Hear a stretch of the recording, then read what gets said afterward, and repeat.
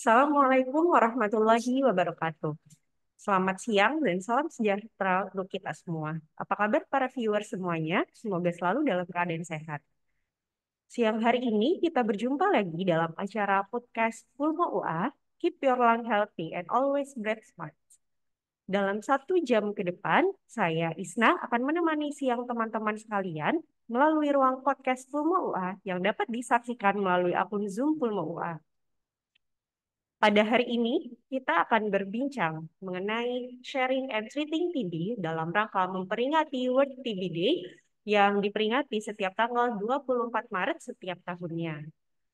Nah, pada siang hari ini kita kedatangan dua narasumber spesial. Yang pertama adalah seorang pasien tuberkulosis yang berhasil menjalani pengobatan hingga akhirnya dinyatakan sembuh, yaitu Mas Irfan Haryadi. Nah, selamat siang, Mas. Ya, sehat ya, Mas, hari ini? Sehat, oke. Mas Irfan ini adalah seorang pasien tuberkulosis multidrug resisten atau tuberkulosis yang kuman terhadap tuberkulosis yang kumannya itu kebal terhadap berbagai macam obat. Dan Mas Irfan ini berhasil menjalankan pengobatan sampai akhirnya dinyatakan sembuh oleh dokter. Nah, kemudian kita sambut pembicara kedua kita, yaitu Dokter Aryani Permatasari, spesialis paru konsultan. Selamat siang, dokter. Selamat siang, Dokter Isna. Selamat siang pada teman podcast semuanya ya yang saat ini sedang mengikuti. Ya, Dokter Aryani ini adalah seorang pulmonologis konsultan infeksi di Rumah Sakit Umum Daerah Dr. Sutomo yang tentunya sudah bertahun-tahun menangani mengenai tuberkulosis.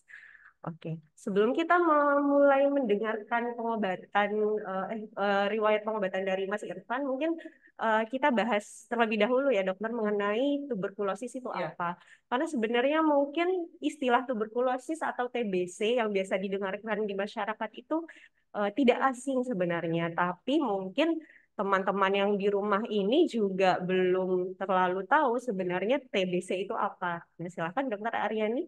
ya. Jadi TBC itu adalah merupakan penyakit ya, penyakit yang disebabkan oleh karena infeksi daripada kuman yang namanya Mycobacterium tuberculosis.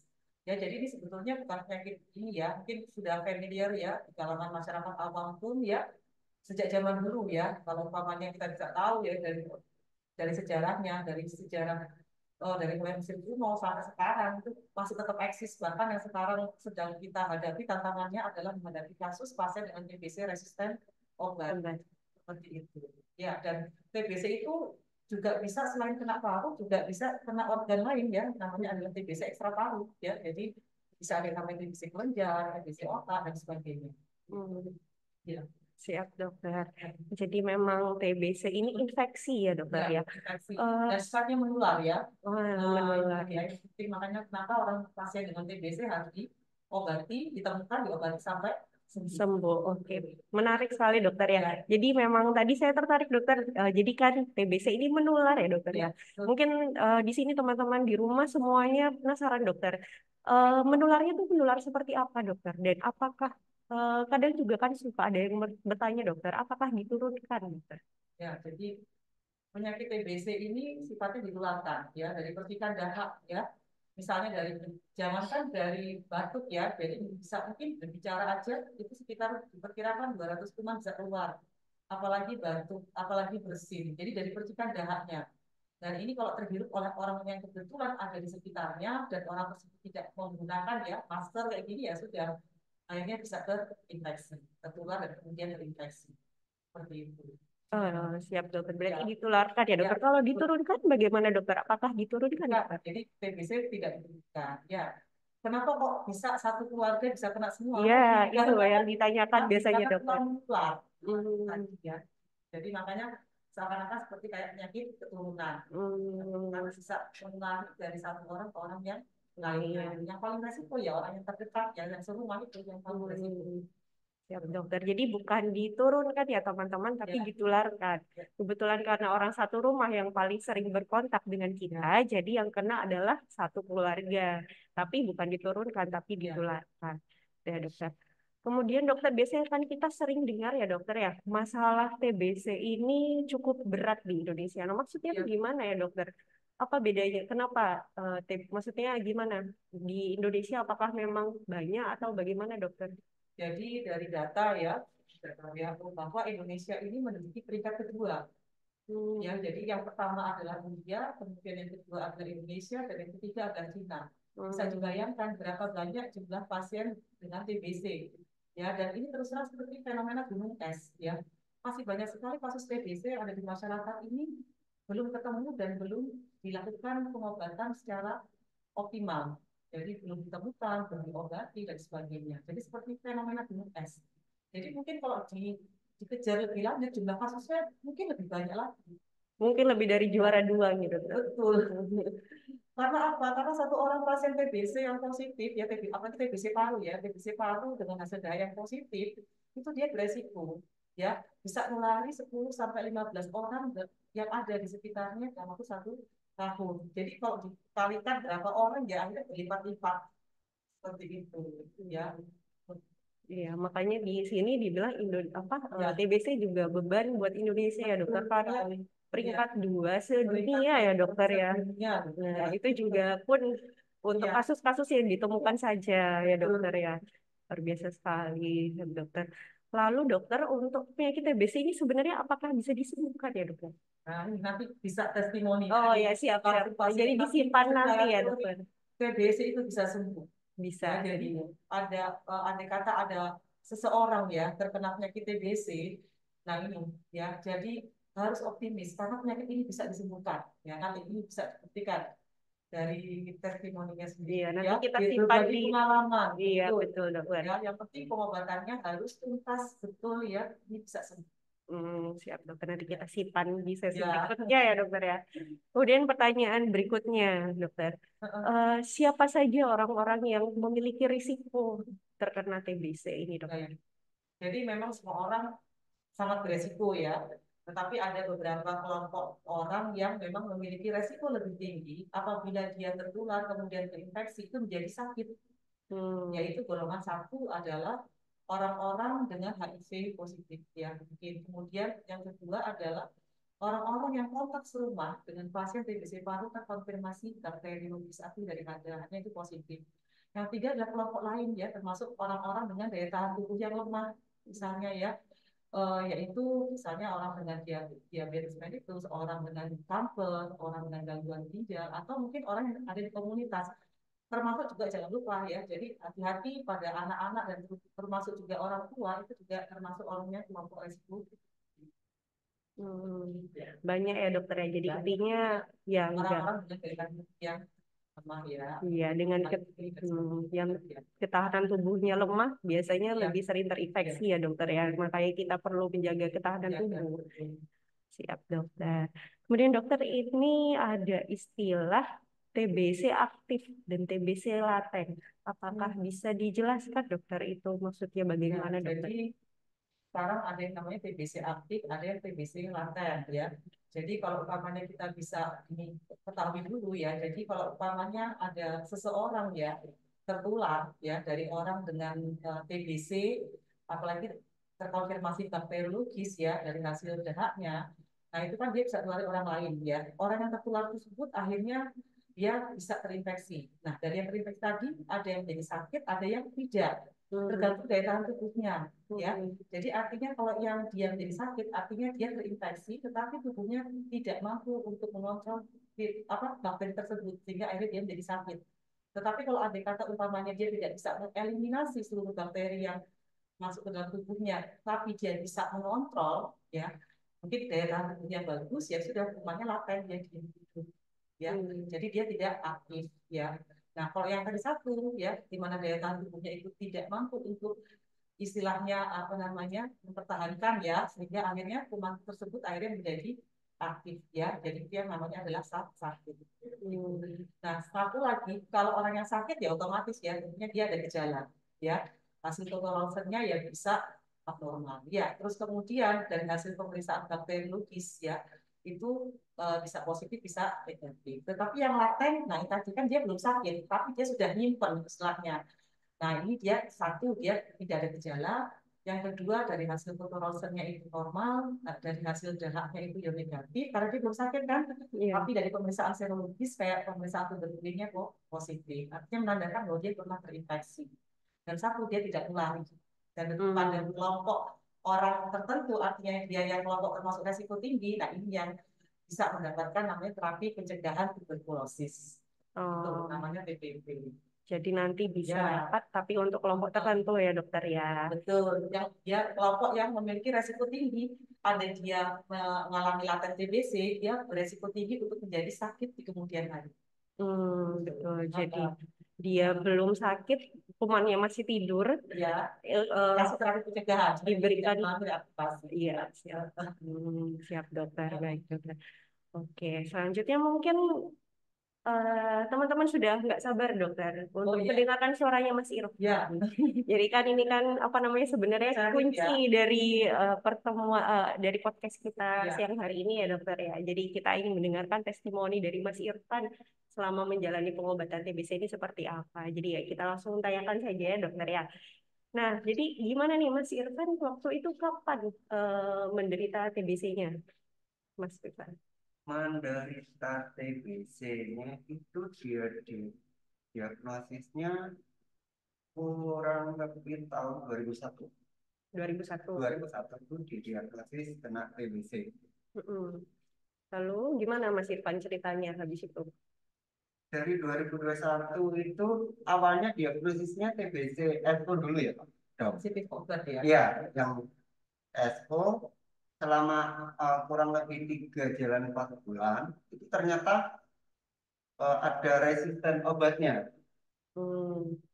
Jadi dia di tahun 2022 awal itu saya menjalankan pengobatan yang TBMDR ternyata.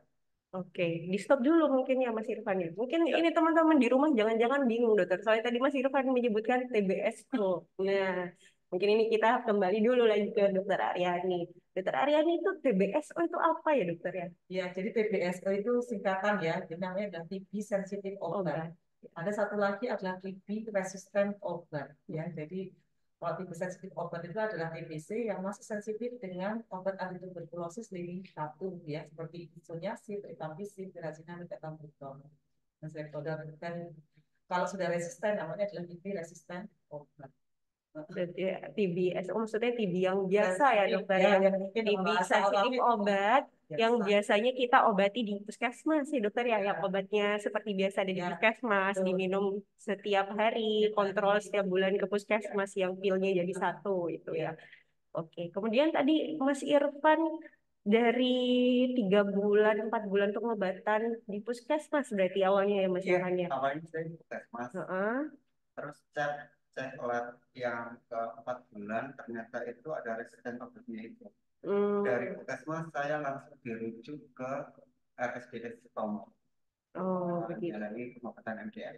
Nah, menarik ini ya dokter ya. Jadi ternyata sudah pengobatan 3 sampai 4 bulan kemudian jadi resisten. Nah, kira-kira tuh bagaimana dokter? Ya, mungkin bisa ini ya. Jadi awal itu pasien ini dengan TB sensitif obat tadi. Ternyata dalam evaluasi ya, kemudian tadi kalau tidak salah ceritanya ya, itu klinis kemudian dari hasil pemeriksaan lanjutannya ternyata tanpa ada kesulitan. Iya, Ya. benar Kak. Nah, makanya itu selama pengobatan pasien dengan TBC itu perlu yang dilakukan yang namanya monitoring evaluasi. Itu wajib ya. Jadi mungkin paling juga sebulan sekali ya. Ini salah satunya tujuannya adalah untuk memonitor kondisi klinis daripada pasien, sama yang kedua adalah untuk melihat apakah kemungkinan ada efek samping dan sebagainya. Jadi seperti tadi ya disebutkan ya dalam ternyata kok tanpa ada keburukan langsung diambil langkah lebih lanjut ya, dilakukan pemeriksaan dahak lagi dan ternyata setelah dilakukan pemeriksaan dahak lebih lanjut diulang lagi kan ternyata hasilnya adalah rumahnya termasuk TBC resisten obat sehingga akhirnya obat tersebut yang tadinya awal diberikan obat antituberkulosis lini satu ya obat antituberkulosis 1 kemudian di stop ya diganti beralih ke panduan untuk TBC ke bahan obatnya diganti Hmm. gitu. Oke, Mas Irfan lagi. Iya. Jadi ceritanya 2022 diganti menjadi pengobatan TBC resisten obat ya Mas Iya, ya. benar. Kebal obat ya Mas ya. Terus bagaimana Mas? Apa bedanya waktu itu minum obat yang di puskesmas sama yang resisten obat itu beda obatnya gimana Mas? Jelas yang pertama beda obat ya. Ya. Kalau yang TB sensitif obat itu pengobat itu cuma satu macam. Satu macam Satu tiga macam. obat. Kalau yang TB resisten obat itu kurang lebih banyak, sangat Banyak. banyak. Kurang lebih pokok 21 butir dalam beberapa macam itu harus diminum tiap harinya. Jadi satu hari minum 21 butir. Kurang lebih segitu. Hmm. Terus lamanya berapa lama Mas? Kebetulan saya TBMDR itu yang individual, yang LDR 18 bulan pengobatan. 18 bulan Benar pengobatan. sekali dong. Iya. Terus gimana Mas? Apa namanya? Setelah mengetahui pertama kali mengetahui Mas dibilang TBC, terus ternyata kebal obat gitu. Gimana Mas perasaannya waktu itu Mas Irfan? Yang pertama shock ya, Takut gitu tak- mungkin. takut down dan mikir yang ya wis aneh-aneh lah. Hmm. Pertama kali didiagnosis resisten obat itu. Cuman karena dukungan orang tua, mau nggak mau itu harus minum biar sembuh. Kan kalau dari saya nggak mau sembuh, kasihan keluarga saya nanti bisa tertular. Hmm. Jadi saya harus mau nggak mau ya kewajiban minum obat sampai tuntas. Hmm. Berarti motivasinya Iya, keluarga ya benar. Mas ya, motivasi terbesar. Motivasi terbesar itu adalah keluarga. Berarti Terus, nah, ini ya Mas ya. Untungnya waktu itu berarti keluarga mendukung ya Mas. Kalau respon dari orang-orang lain selain keluarga, lingkungan, mungkin tempat pekerjaan dulu bekerja ini apa Mas waktu itu? dulu saya kebetulan bekerja sebagai pramuniaga di salah satu toko. Hmm. Responnya mendukung kebetulan, Hmm. kebetulan mendukung.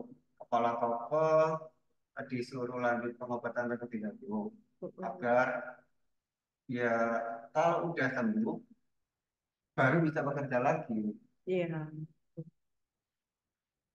Berarti semua orang, untungnya semua orang di lingkungannya Mas Irfan ini mendukung ya Mas ya. Semuanya Alhamdulillahnya mendorong biar benar, Mas Irfan bisa sembuh gitu ya Mas ya. Terus benar. selama pengobatan apa ada efek samping yang dirasakan ya Mas? Mungkin pasti teman-teman yang di rumah mendengar Mas Irfan harus minum obat 21 butir dalam waktu 18 bulan. Pasti semua orang berpikirnya ini efek sampingnya apa gitu. Mas Irfan bagaimana Mas Irfan yang dirasakan selama 18 bulan?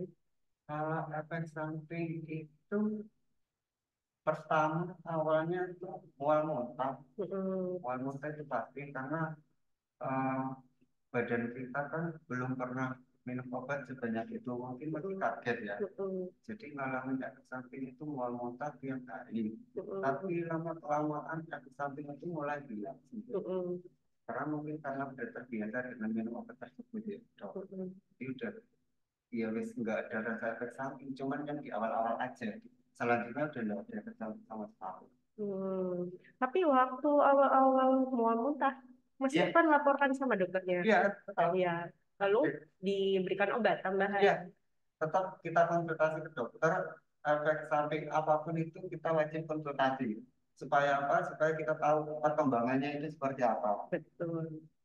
Dan bisa diobati lagi sama dokternya kan. Takutnya kan merembet kemana-mana. Nah, Hmm. Betul ya. Memang ini poin pentingnya ya dokter ya sebenarnya. Jadi memang kalau TBC ya sudah obatnya banyak, mungkin memang efek sampingnya banyak ya dokter ya. Tapi tidak perlu khawatir. Laporkan saja setiap kontrol ke dokternya, laporkan. Nanti dokternya mungkin perlu memberikan obat tambahan atau mungkin menyesuaikan obatnya. Itu nggak perlu khawatir. Jadi ada dokter yang akan membantu menyelesaikan gitu ya dokter ya. Menarik sekali ini. Yang penting semangat dan motivasinya. Iya, Itu betul. sebetulnya prinsipnya. Iya, Jadi motivasi semangatnya dan jangan lupa juga support dari lingkungan ya. Pertama adalah keluarga. Apa yuk dibantu supaya pasien ini sembuh gitu loh. iya. iya, iya, Karena resikonya kalau sampai andai kata ya putus. Nah, tadi ya, bukan hanya untuk si pasien, tapi juga orang yang ada di sekitarnya. Nah, gitu. Iya. Menarik nih dokter. Sepertinya tadi kalimat dokter saya tertarik dokter. Ada apabila putus obat dokter. Nah, gimana itu dokter? Maksudnya kalau putus obat apa saja dokter kira-kira yang bisa dampaknya gitu dokter? Ya, kalau terjadi putus obat ya, satu mungkin gejalanya, gejala penyakit bisa bertambah berat mungkin ya, satu. Yang kedua, faktor resiko yang lainnya adalah bisa jadi mungkin kuman TBC-nya resisten, lebih banyak resisten terhadap obat yang lainnya, jadi nanti akan lebih jauh lebih sulit untuk pengobatannya. Dan resiko yang tidak kalah penting adalah resiko penularannya pada orang lain. Nah, itu. Ya, jadi dampak kerugiannya kalau andai kata pasien dengan TBC ini tidak diobati sampai tuntas ya, sampai dia sembuh. Itu kerugiannya. Iya benar. Mungkin yang menariknya ini ya, efek samping ya. Kadang-kadang itu banyak pasien itu ini ya, efek samping nggak kuat terus ya, tapi semua dihadapi. Yang penting tetap koordinasi, konsultasi dengan dokter ya. Iya betul ya dokter ya. Jadi memang biasanya masalah-masalah yang membuat pasien stop sendiri adalah karena efek sampingnya. Tambah lagi juga mungkin tadi ya, alhamdulillah ya tempat bekerjanya support ini juga tidak kalah penting dokter Isna. Jadi memang sambil saya sampaikan di sini bahwa untuk eliminasi TB ini tidak cukup hanya dari kesehatan ya, kita dari pihak kesehatan, tetapi sebetulnya multisektor. Ini adalah contoh yang bagus. Jadi begitu apa namanya pasien tegak terdiagnosis TBC, alhamdulillah support dari keluarganya ada, dari tempat bekerjanya pun juga ada. Artinya pasien ya harus tenang, nggak perlu sampai dia takut di PHK dan sebagainya. Dia menjalani pengobatannya sampai selesai, sampai sembuh dan bisa bekerja lagi. Jadi ya inilah yang kita mau ya. Jadi memang tugas lintas sektoral, semua pihak mendukung, ayo supaya bisa kita eliminasi TB sama-sama. Gitu. Poin penting ya dokter ya. Karena tidak bisa diselesaikan sendiri, apalagi diselesaikan oleh Mas Irfan sendiri misalnya ya dokter ya. Pasti pusing, dia pasti rasanya begitu terdiagnosis saja pasti sudah ada rasa takut, jadi butuh Kan tidak ada dukungan. yang mau sakit ya, kan begitu dia sakit, ayo karena tadi kita tahu bahwa ini menular, ayo kita obatin, pasien kita support supaya si pasien ini dia mau, dia semangat untuk berobat supaya dia sembuh. Karena dengan dia sembuh, pasien dia sehat, orang yang ada di sekitarnya yo Terlindungi. dan menurunkan resiko untuk terjadinya Penularan. Jangan malah didiskriminasi, Iya. dianggap lain. Iya dokter. Karena itu bikin drop tambahan. Iya, apalagi iya, pengobatannya juga lama ya dokter. 18 bulan itu kan berarti 1,5 tahun. Dan Belum lagi ya yang lebih dari 1,5 tahun ya dokter. Jadi memang ya, alhamdulillah sih ya sekarang pengobatan TBC kebal obat itu sudah semakin lama, saat ini semakin berkembang ya. Jadi kalau dulu memang pengobatannya jangka panjang, tetapi sekarang kalau ada pasien dengan diagnosis TBC kebal obat pun atau resisten obat, itu nanti pilihannya memang nanti dilihat kriterianya terpenuhi atau tidak. Jadi pilihannya bisa bisa mendapatkan ya pengobatan kayak Mas Irfan ini ya, mungkin jangka panjang ya namanya ya sampai 18 bulan, karena tidak bisa memenuhi kriteria untuk bisa mendapatkan pengobatan panduan jangka pendek. Jadi sekarang punya macam-macam. Ada yang cuma sampai 9 sampai 12 bulan, ada yang sekarang bahkan lebih pendek lagi. Ya namanya adalah itu bahkan cuma 6 bulan saja dan obatnya lebih sedikit. Jadi kalau umpamanya ada gejala yang mengarah ke arah TBC, ya kok curiga ya, nah tolong periksakan. Ya, iya betul. gitu. Jadi selama apa semakin cepat kita memeriksakan, mungkin obatnya jadi semakin sedikit. Apalagi kita kan cepat memeriksakan diri, kemudian tegak diagnosisnya, semakin cepat diobati, angka keberhasilannya akan jauh lebih bagus. Dan resiko penularan kepada orang lainnya akan lebih sedikit ya dokter. Itu pentingnya. Iya dokter. Tadi juga dokter membahas tentang gejala ya dokter ya. Saya baru sadar dari tadi kita belum membahas gejala dokter. Padahal itu yang paling penting ya dokter ya.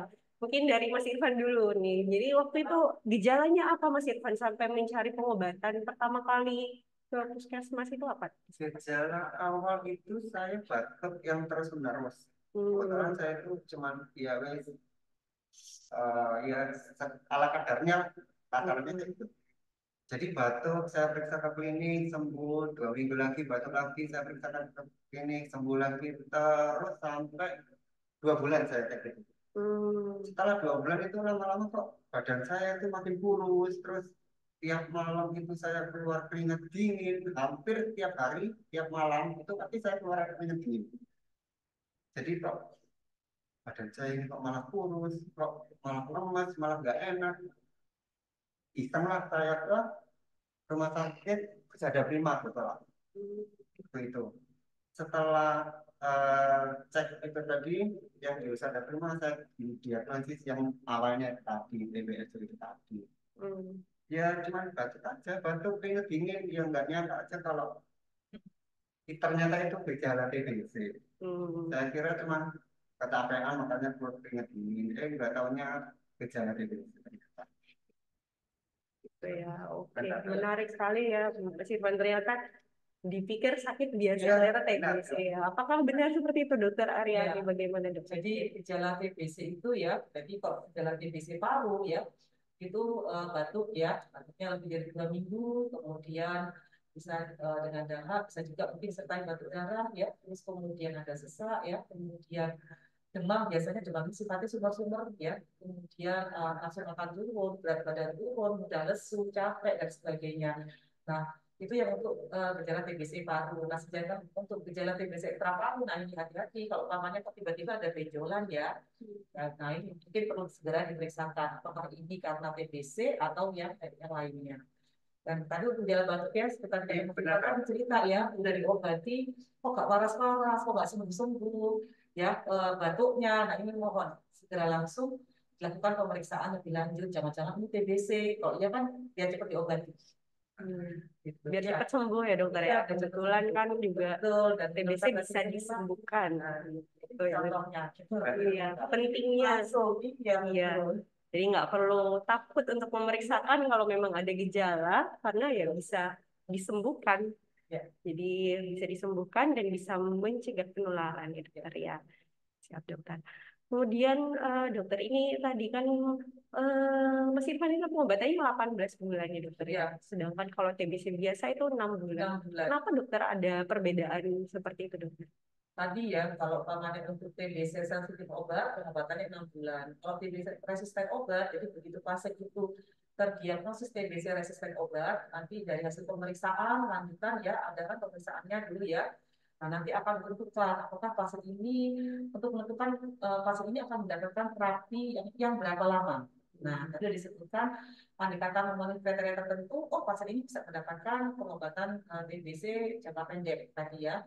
Jadi ada yang STR ya, itu bisa 9 sampai 12 bulan. Kemudian sekarang ada yang lebih pendek lagi ya, namanya IPAL ya. Nama obatnya 3 macam, yang IPAL cuma 4 macam, dan itu pengobatannya 6 bulan. Tetapi kalau tidak memenuhi kriteria tersebut ya, nah baru mendapatkan pengobatan yang jangka panjang tadi ya, 18 sampai 30 bulan.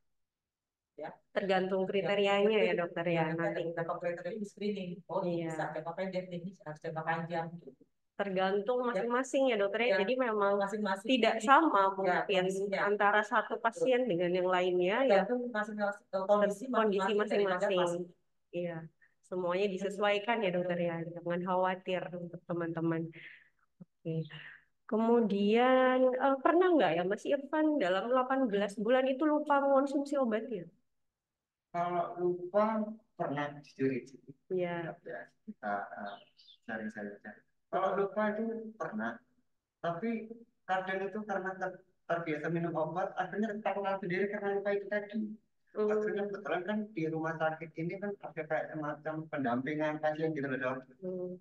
Jadi itu pokok saya langsung koordinasi, Mbak, ya Mbak, obatku bakal ambil, Mbak, sumpah pelani, Mbak, ya Mbak, mau dokter, Mbak, pokok karena ketakutan itu sendiri yang nggak minum obat, takut sendiri, Dok, takut, wah, kok gak sembuh ya, dioper, terus akhirnya ya mau gak mau bilang ke dokternya, Dok, saya maaf, lupa, Dok, ya ke dok, terus gak apa-apa, bisa diulangi, tapi gak boleh bilangnya ya, jangan ditiru ya, sebenarnya gak boleh, tapi ya wis, karena emang kan namanya lupa nggak disengaja, ya wis, pernah ya Mas ya. Terus tipsnya apa ini Mas biar biar mencegah nanti nggak lupa-lupa gitu kalau minum obat? Tips dari Mas Irfan.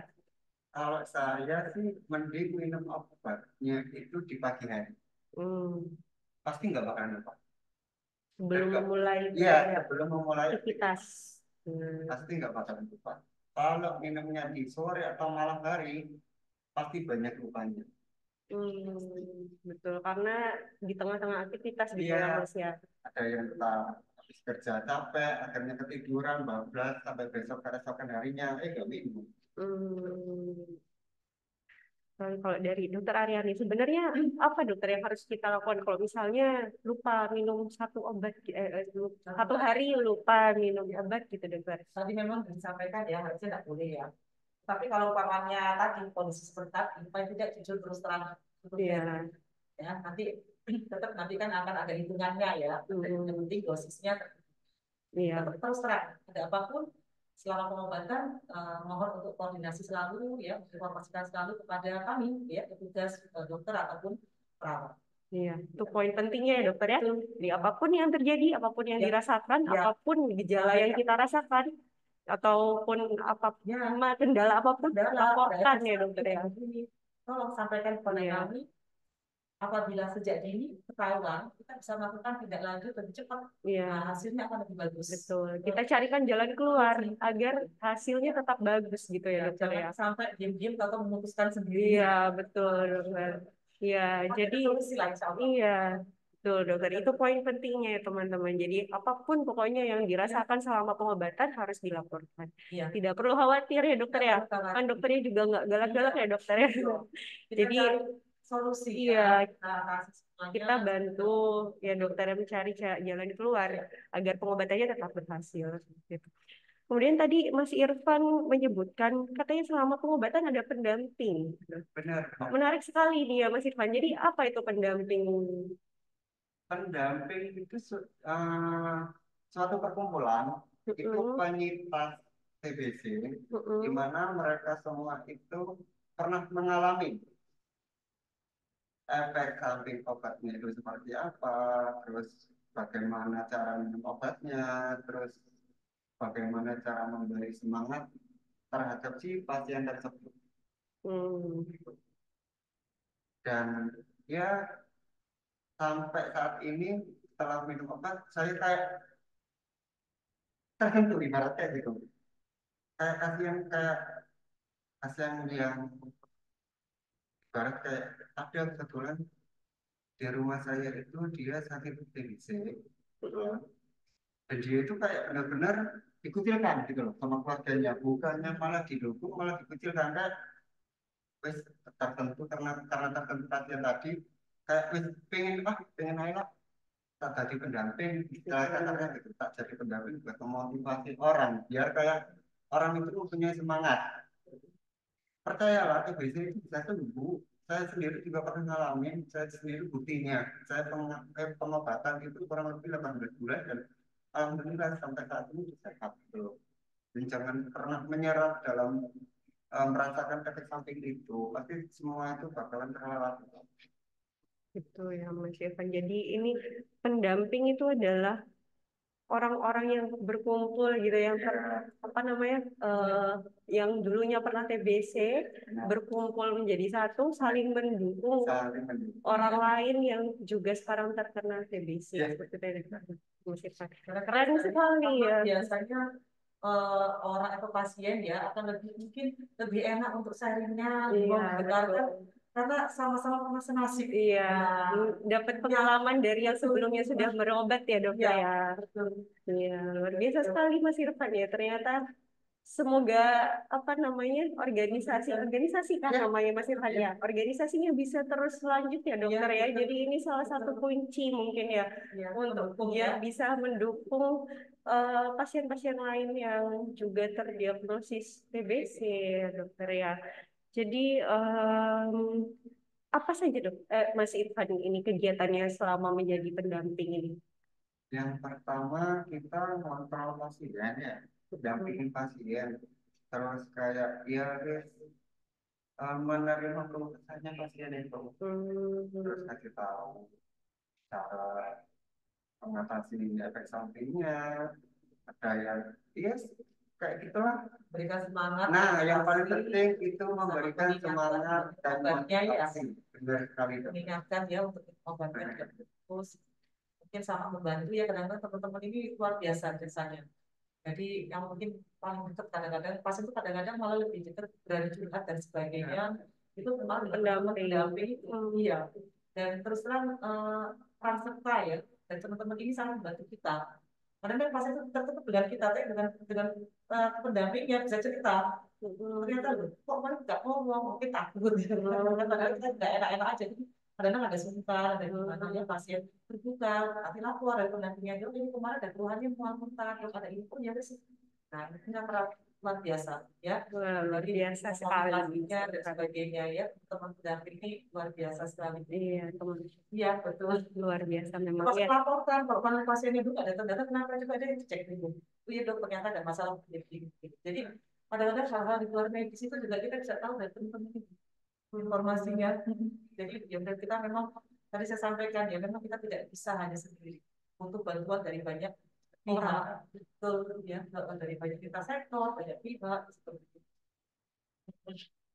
Karena ini ya dokter ya, memang bukan sederhana ya dokter yang diselesaikannya, memang harus kerjasama tim dari semua pihak. Bisa aja pasti gini ya, dokter sih nggak ngerasain gitu kan, Pak. Dokter nggak ngerasain, saya minum obat 21 tablet gimana rasanya gitu kan. Kok begini, saya juga dulu sama Pak. Kok dengan mungkin kayak masukan gini kan saya juga sama Pak, tapi saya bisa sembuh, bisa kok gitu kan, bisa lebih didengarkan karena langsung sharing pengalamannya. Ya kan, ini makanya kita memang harus saling koordinasi, bekerja sama itu betul.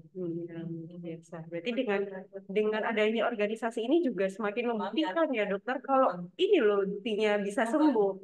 Ada organisasinya, itu semua orang yang di situ berarti sudah sembuh dari tuberkulosis. Ya memang ada ya, kayak David itu ada yang memang mantan pasien, ada yang tidak, tapi yang ini semuanya dibekali semua, bagaimana cara motivasi dan sebagainya, apa yang perlu dilakukan itu sudah dibekali semua. Sudah terpercaya ya dokter ya, sudah terbiasa mendampingi ya, luar biasa sekali memang dokter. Kemudian dokter tadi itu ada pembahasan mengenai TBC laten yang harus diobati. Oh tadi sudah dibahas juga ya dokter. Ya, jadi memang sekarang target untuk capai eliminasi TB ya, harapannya tidak bisa tereliminasi ya. Jadi ternyata tidak cukup. Iya, ternyata tidak cukup hanya dengan mengobati yang sakit, tetapi yang laten ini kan tadi sudah disampaikan bahwa orang dengan laten TBC itu nanti dia bisa, nanti satu tahun bisa 3 sampai 5 tahun berpotensi untuk menjadi sakit. Nah, menjadi sakit TBC akhirnya dari yang laten akhirnya menjadi sakit. Bisa aja kan suatu saat kondisi seseorang berubah ya, kondisinya pas lagi tidak baik, kemudian dia mengalami aktif TBC-nya tadi, jadi dari laten menjadi aktif, akhirnya dia menjadi sakit. Nah, kalau dia sudah sakit, resikonya bulat lagi, karena banyak sekali kita temukan ya, satu keluarga, ini baru saja mungkin tadi malam saya ketemu pasien ini 2 tahun yang lalu itu pernah pengobatan TBC ibunya, pada dia ternyata disusul, itu suaminya dulu yang kena. Nah kemarin ketemu lagi dong, anak saya kena ini, ada benjolan, curiganya kata dokter tugasnya, curiganya kena TBC kelenjar. Nah, apakah mungkin dulu tertular dari saya? Bisa jadi. Mungkin anaknya sudah laten, tapi dia waktu itu mungkin daya tahan tubuhnya masih bagus, sehingga belum ada gejala, baru timbul sekarang.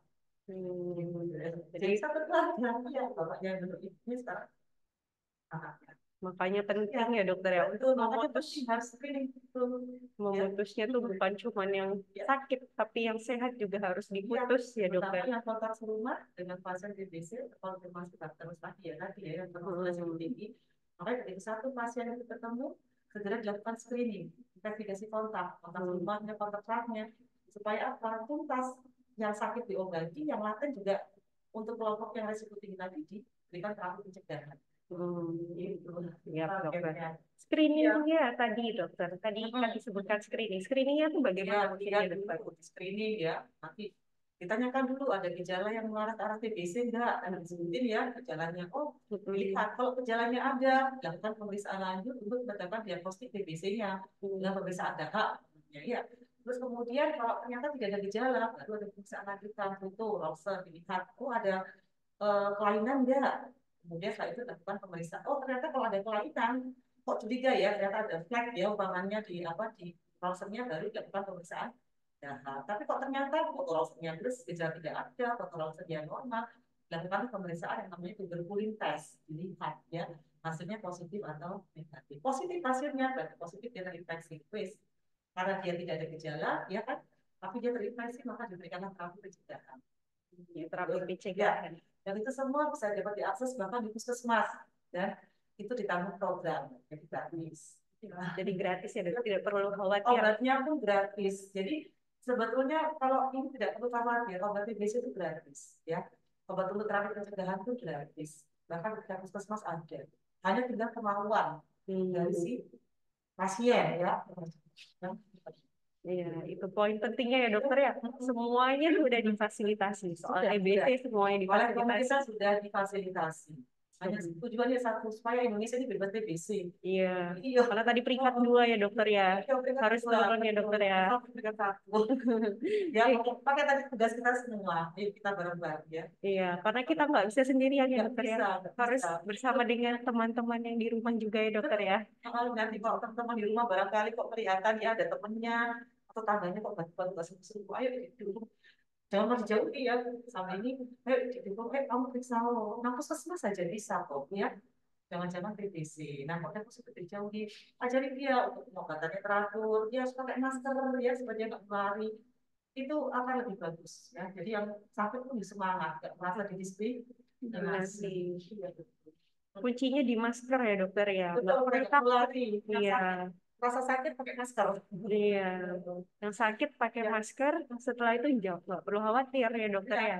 Ya nggak perlu dijauhin. Oke, siap dokter. Kemudian setelah sembuh dokter, aku mungkin ke Mas Irfan dulu ya.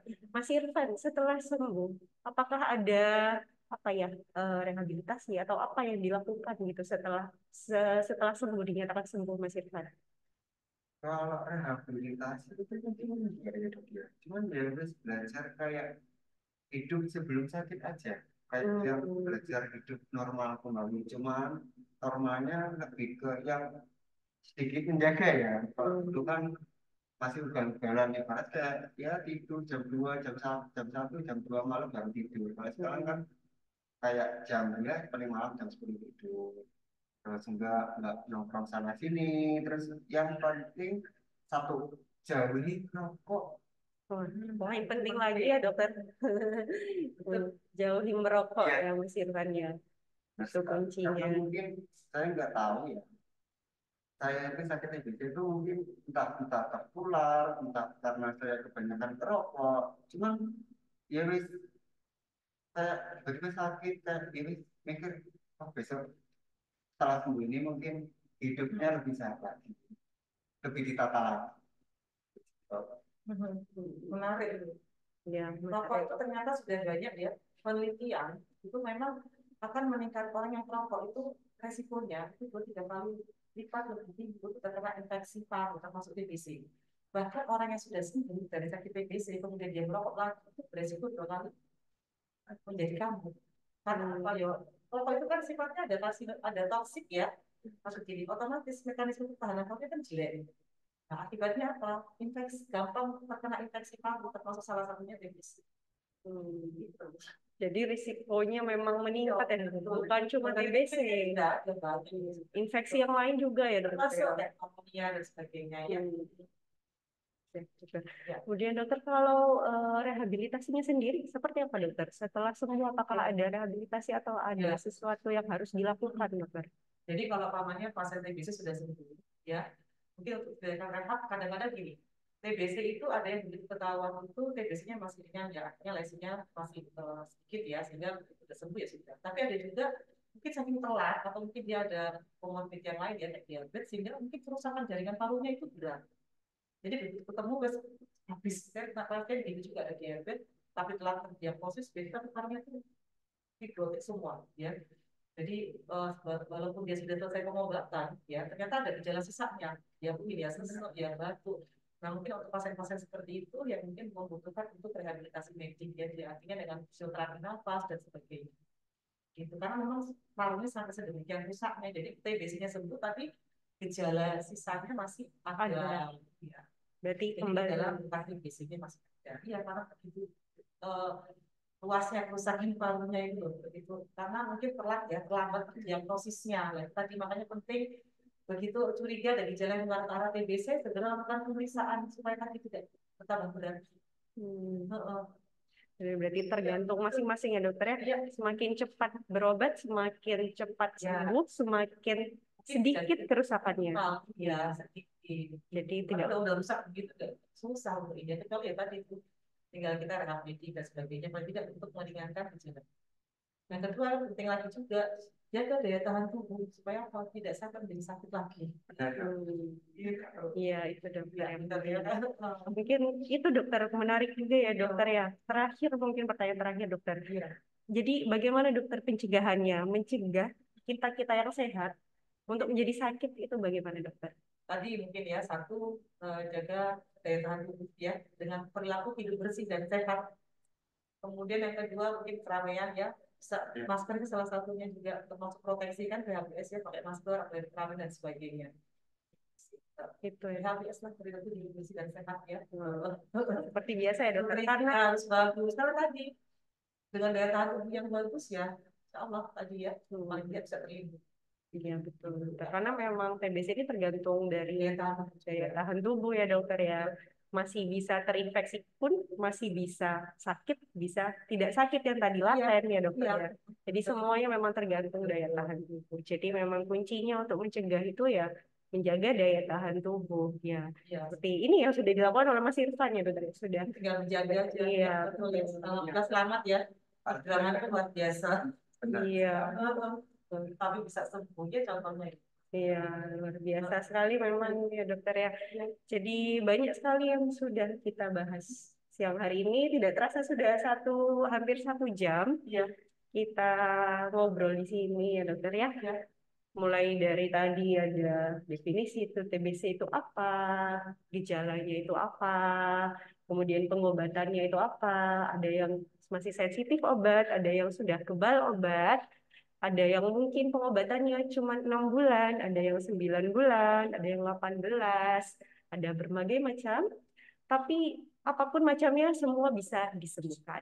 Itu kuncinya ya dokter ya. Pokoknya apapun TBC-nya semuanya bisa disembuhkan. Jadi tidak perlu ragu. Kalau memang ada gejala-gejala, misalnya batuknya lama, penurunan berat badan ya dokter ya, keringat malam, silakan Dilakukan pemeriksaan ya. Iya, dengan silakan cepat dicari. dia terdeteksi, kemudian terdiagnosis, kemudian diobati, itu keberhasilan pengobatan akan jauh lebih bagus ya. Kemudian yang kedua yaitu menurunkan resiko untuk terjadinya penularan pada orang lain. Iya betul. Betul. Sambil diingat-ingat mungkin orang-orang sekitar, orang-orang tersayang di sekitar kita. Kalau kita mungkin merasa takut berobat sambil diingat-ingat ya, oh ada keluarga di rumah. Kalau kita tidak berobat nanti bisa menulari orang yang di rumah. Mungkin seperti itu ya dokter ya. Oke, terakhir mungkin Mas Irfan ada yang mau disampaikan, pesan-pesan terakhir. Pesan-pesannya cuma satu, tetap semangat, terus berjuang, percayalah, TBC itu bisa disembuhkan. Contohnya saya. Wah, singkat, padat, tapi sangat luar biasa ya, dokter ya. Sangat. Semoga bisa membantu teman-teman yang di sana ya. Itu contohnya, Mas Irfan ini contohnya. Silahkan, dokter Arya ini pesan terakhir ya, mungkin. Tadi sudah disampaikan juga ya. Jadi untuk pemirsa di rumah ya. Jadi kalau umpamanya ada gejala, entah diri sendiri ya, atau mungkin orang yang ada di sekitarnya, ada gejala yang curiga ini ya tadi ya ke arah TBC ya, mohon segera lakukanlah pemeriksaan lebih lanjut ya ke fasilitas kesehatan terdekat ya untuk dilakukan pemeriksaan lebih lanjut supaya apa? Agar memang dari awal sejak ini terdiagnosis kemudian cepat diobati tadi ya untuk diri sendiri hasilnya akan lebih baik ya kemudian juga menurunkan risiko penularan kepada orang lain. Terus yang kedua bahwa TBC ini sekali lagi sebetulnya adalah tugas multisektor, lintas sektoral ya. Jadi tidak hanya dari kami ya tugas kesehatan, tetapi juga banyak pihak ya yang harus memang terlibat karena untuk support daripada pasien TBC ini untuk bisa berhasil dia jalani pengobatannya memang butuh support terutama dari keluarga, kemudian lingkungan sekitarnya ya, termasuk juga masyarakat dan sebagainya. Itu sih dari satu pasti tadi disebutkan ya bahwa TBC ini bisa sembuh. Yang penting adalah pengobatannya harus tuntas, tidak boleh putus. Ya. Siap ya, terima kasih Dokter Aryani. Jadi itu kuncinya ya, mungkin teman-teman yang di rumah kalau ada kenalan yang menderita Ya, pasien yang menderita ya, TBC tolong ya, jangan dijauhi, didukung, apa dirangkul didiskriminasi, ya tolong dokter. ya betul. Jangan Karena dijauhi. jangan dijauhi, karena itu penting sekali support itu. Akan meningkatkan motivasi semangat ya. Meningkatkan daya tubuh juga ya Ya, dokter, karena dengan mengurangi semangat, stres. Ya, stres dia kan pasien sudah sakit, kemudian diperlakukan seperti itu, kita sendiri membayangkannya sedih ya. iya, betul sesuai. Oh, Jadi memang ini ya dokter ya, harus didukung. Pokoknya ada pasien TBC kita dukung. Tidak perlu dijauhi. Yang penting pakai masker ya dokter. ya, supaya tidak menular kepada yang lain ya. Iya. Ya, terima kasih kepada Mas Irfan dan Dokter Aryani selama hampir 1 jam ini sudah berbincang-bincang. Jadi demikian acara podcast kita pada siang hari ini. Semoga apa yang sudah disampaikan oleh dua narasumber kita bisa bermanfaat bagi teman-teman sekalian, bisa menjadi motivasi bagi teman-teman sekalian yang punya gejala mungkin untuk segera memeriksakan dirinya, yang sedang pengobatan juga semoga bisa mendapatkan motivasi kembali, atau mungkin orang-orang di sekitar yang punya kenalan ada gejala mungkin bisa dimotivasi juga untuk memeriksakan orang tersebut gitu ya. Lebih kurangnya kami mohon maaf, sampai jumpa di acara podcast berikutnya. Dan terakhir, jangan lupa like, share, dan subscribe akun YouTube Pulma UA dan mengakses akun media sosial Instagram kami di @pulmaua. Terima kasih. Wassalamualaikum warahmatullahi wabarakatuh. Selamat siang. Terima kasih Dokter Aryani. Terima kasih Tos Dok. TV. Tos TV. Terima kasih Mas. Terima kasih dokter. Sehat ya.